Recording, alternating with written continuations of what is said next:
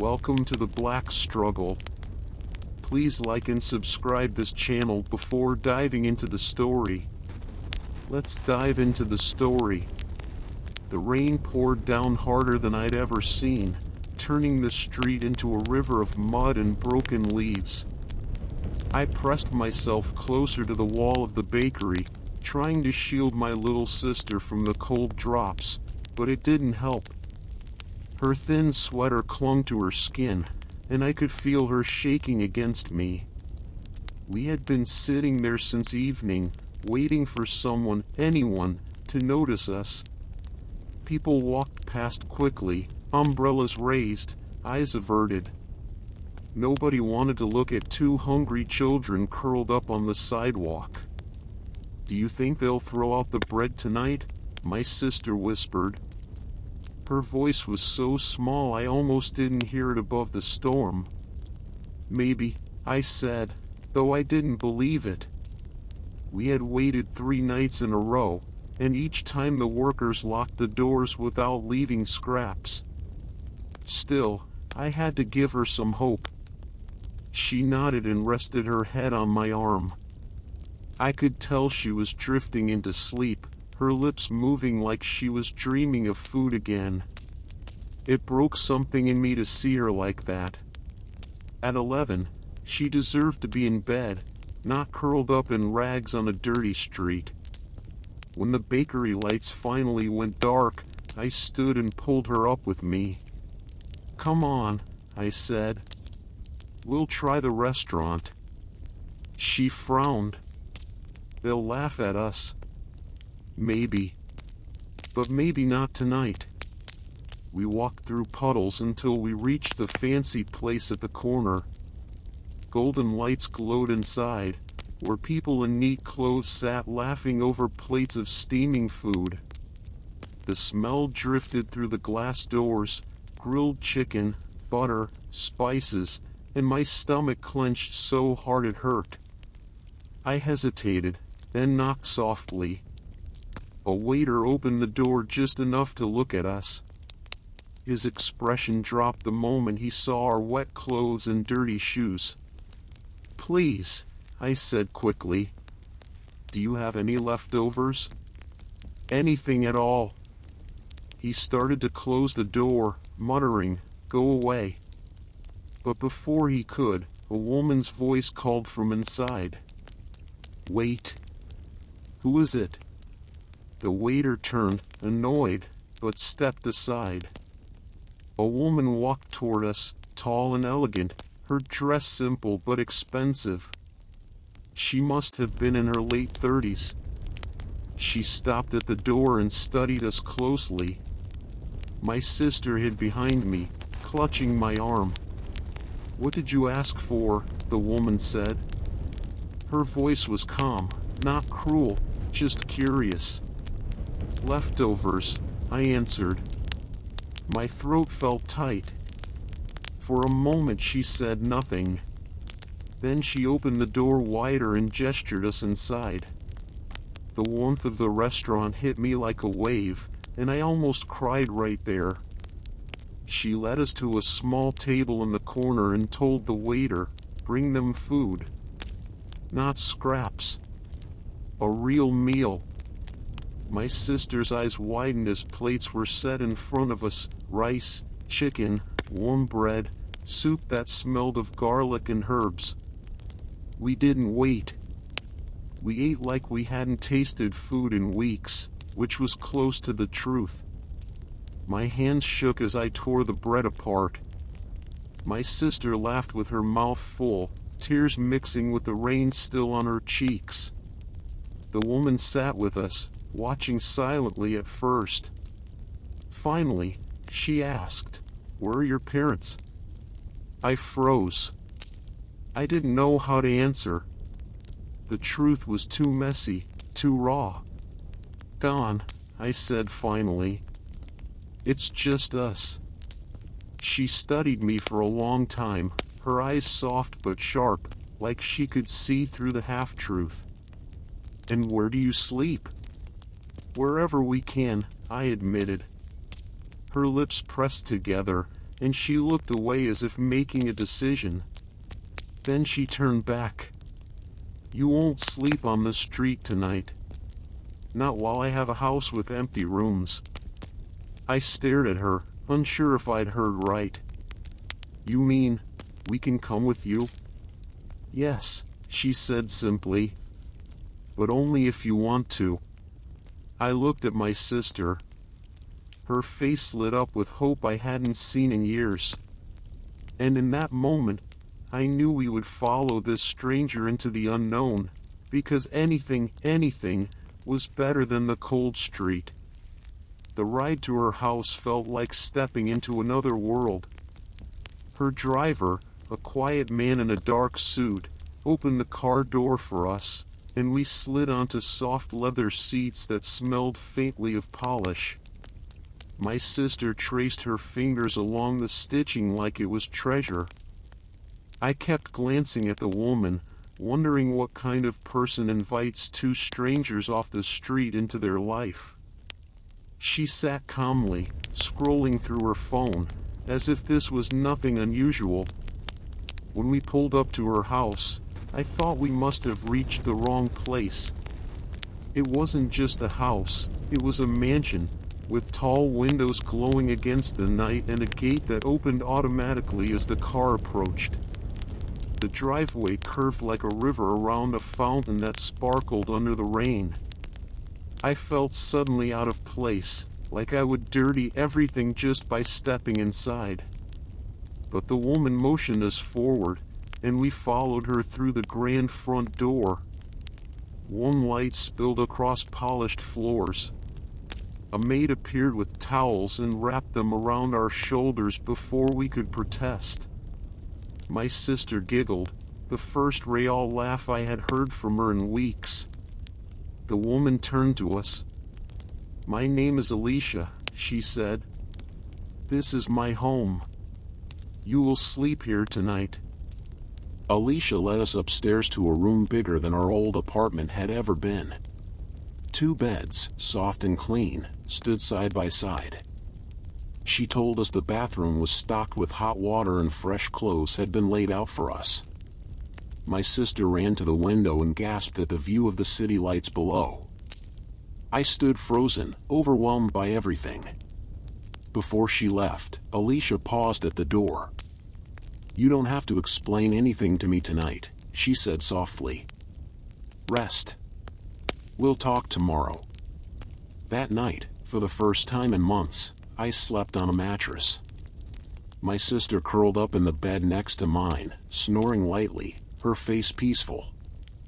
I stared at the ceiling, wondering why a stranger would care so much, and what she might want in return. Morning came with the smell of breakfast drifting through the hall. We followed it downstairs to a dining room where plates of eggs, fruit, and warm pastries covered the table. Alicia was already seated, dressed neatly, sipping coffee. She gestured for us to eat. As we did, she asked questions, not harsh, just steady. Where had we lived before? Did we have any family? How long had we been alone? I tried to answer carefully, but some truths spilled out. Our father had left years ago. Our mother had died suddenly. Since then, we had moved between relatives until no one wanted us anymore. Eventually, the streets became our only option. Alicia listened without interrupting. When I finished, she said, "You've been carrying too much. A child shouldn't bear that." I didn't know how to respond. No one had ever spoken to me like that before. She leaned forward slightly. "What do you want most, right now?" The question caught me off guard. I looked at my sister, who was nibbling on a croissant, eyes shining. Finally, I said, "I just want her to be safe." Alicia's expression softened. "Then that's what we'll make sure of." The days that followed were like a dream. We were given clothes that fit, beds that stayed warm, and meals we didn't have to fight for.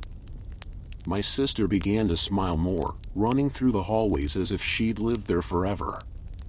For me, It was harder. I couldn't shake the feeling that this was temporary, that the kindness would vanish as suddenly as it came. But Alicia never wavered. She treated us like we belonged. Sometimes she watched us with an unreadable look, as if weighing a decision, but when I asked if something was wrong, she only smiled. It wasn't until the fourth night that I saw a shadow standing by the gate outside. An old man, thin and weathered, staring up at the house. He didn't move, just stood there as if waiting. When I pointed him out to the maid, she frowned and drew the curtains. "Ignore him," she said quickly. "Some people linger where they're not welcome." But something about the way he looked at me, like he knew me, made it impossible to ignore. The image of that old man stayed with me long after the maid had pulled the curtains. I couldn't sleep, and when I finally did, I dreamed of him standing at the foot of my bed, whispering words I couldn't understand. By morning I convinced myself it was just nerves, but when I stepped outside with my sister to play in the garden, he was there again, leaning against the far fence, watching. This time I marched back inside and told Alicia. She didn't seem surprised. She sighed, sat down the book she was reading, and said, "I hoped it would take longer before he found you." "Who is he?" I asked. Her pause felt heavy. "Your grandfather." I stared at her, not believing it at first. I'd never met anyone who claimed to be family since our mother passed. "That's not possible," I said quickly. "He left us." "He left your mother," Alicia corrected gently. "But he's been looking for you ever since she died. He carries regret." I didn't know whether to feel angry or curious. My sister, hearing us, piped up with wide eyes. "We have a grandfather?" Alicia reached for her hand. "Yes. But you don't need to decide anything right now. He's not stable. He carries his own shadows. Let me speak with him first." Later that afternoon, I peeked from an upstairs window and saw them together. The old man's shoulders were bent, his hands trembling as he spoke. Alicia listened with a guarded expression, her arms folded. I couldn't hear what was said, but at one point, he sank to his knees in the dirt. When Alicia came back inside, her face was unreadable. "He says he wants forgiveness," she told me. "He says he never should have turned away from your mother when she needed him." I wanted to scream. Where was that forgiveness when we were starving on the streets? Where was he when my sister cried herself to sleep on cold concrete? My anger burned, but Alicia placed a hand on my shoulder. "Sometimes people return too late," she said softly. "The question is, what do you want to do with that?" I didn't answer. The next day, something strange happened. Money went missing from Alicia's safe. It was discovered quickly, her staff whispered about it in worried tones. When Alicia asked us about it, I felt my stomach twist. She wasn't accusing us directly, but the weight of her eyes was heavy. Then one of the maids came forward, hesitantly. She said she saw the old man near the house the night before. The suspicion grew. Alicia's face tightened with disappointment, and my chest clenched. "Did he take it?" my sister asked me in a whisper later, her eyes big and scared. "I don't know," I admitted. But the truth was, I wasn't sure of anything anymore. That night, I found the old man waiting outside again. I went to him, anger boiling. "Did you steal from her?" I demanded. His eyes widened with hurt. "No. I swear on your mother's name, I would never." His voice cracked, raw with desperation. "I only wanted to see you, to know you were alive." I wanted to believe him, but Alicia's words echoed in my mind. Sometimes people return too late. As I turned to go back inside, he called after me, "Tell her the truth will come out. Don't let her cast me away again." I shut the door, but his voice haunted me. and deep down, I feared he was right. The tension in the house grew heavier after that night. The missing money hovered like a dark cloud, and though Alicia never raised her voice, I could feel her doubt whenever she looked at me. My sister asked every morning if the old man would come back, and each time, I told her I didn't know. The truth was, he never really left. I caught glimpses of him at the edges of the property, by the trees, near the gate, once even at the corner of the street as our car drove by. Always watching, always waiting. One evening, Alicia gathered the household staff and announced firmly, "Theft will not be tolerated. Whoever is guilty should confess now." No one spoke. The silence stretched so long I thought I'd choke on it. Finally, she dismissed everyone, her expression colder than I had ever seen. That night, I couldn't sleep again. I crept downstairs to get water, and that's when I heard soft sobs from the back corridor. Following the sound, I found one of the younger maids crouched on the floor, clutching a small purse. When she saw me, her face went pale. "Please," she whispered, tears streaking her cheeks. "Don't tell her." She opened the purse, and inside was a stack of bills. I only took it to send home. "My brother is sick." I didn't know what else to do.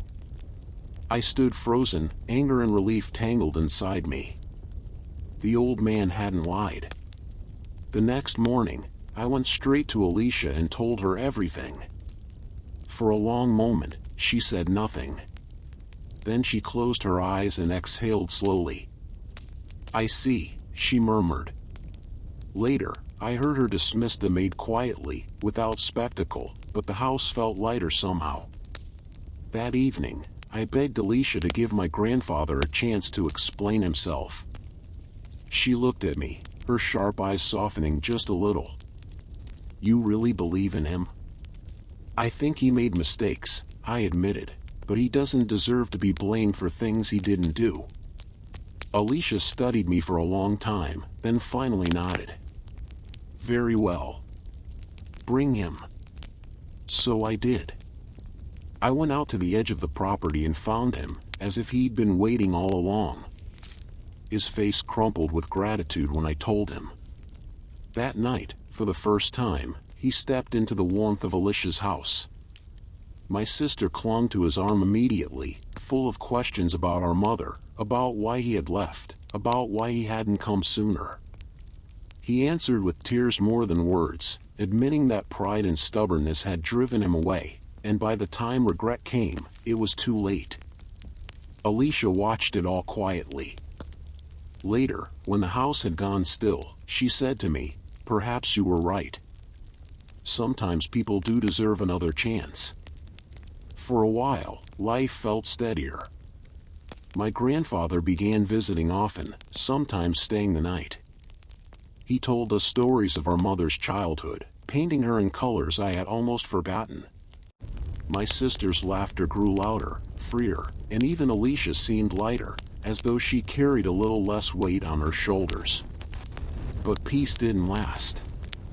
One morning, as we sat at the breakfast table, a stranger appeared at the door. He was tall, thin, with sunken eyes that flicked nervously around the room.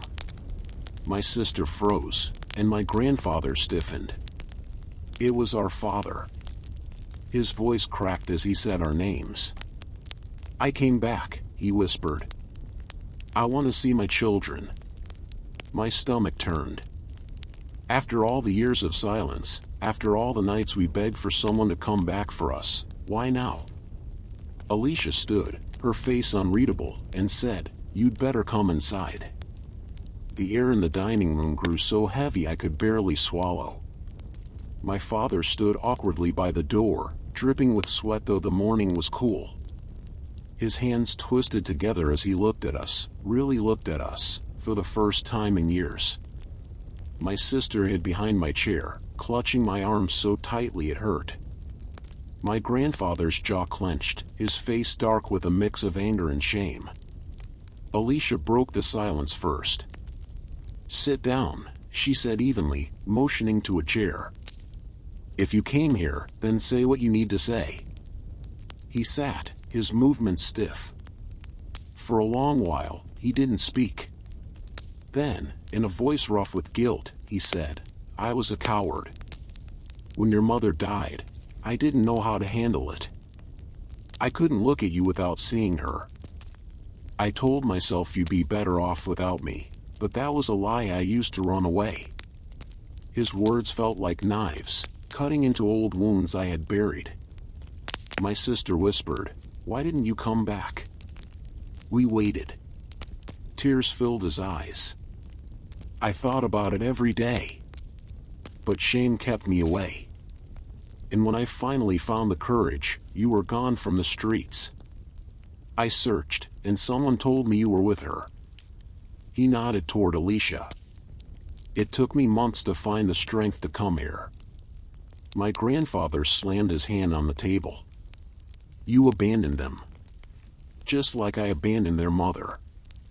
What right do you have to sit here and ask forgiveness now?"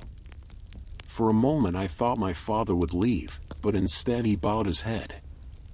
"I don't. I only want to try. Even if you never forgive me, I want you to know I'm here now." The room went silent again. I looked at my sister, her small face twisted in confusion. Part of me wanted to scream, to tell him he was too late, that we didn't need him anymore. But another part of me, the part that still remembered lying awake in the cold hoping he would come back, felt something break open. Finally, I said, "We can't forget what you did. But maybe we can try." My sister nodded slowly, tears running down her cheeks. "Just don't leave again," she whispered.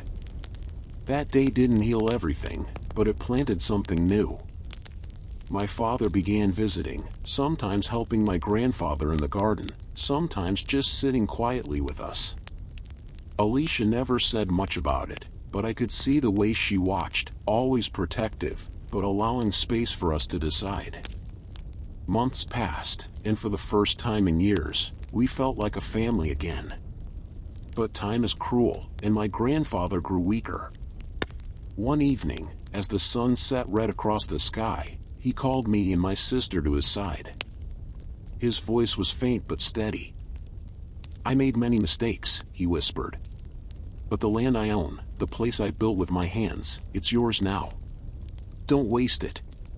Turn it into something that matters." He passed away that night, his hand in mine. My sister cried herself to sleep against my shoulder, and even my father wept quietly in the corner. Alicia was the one who stood strong. She guided us through the days of mourning, through the paperwork and the decisions that felt too heavy for us. And when it was over, she looked at us with that calm, determined smile. "Your grandfather gave you a gift," she said. "Let's honor it."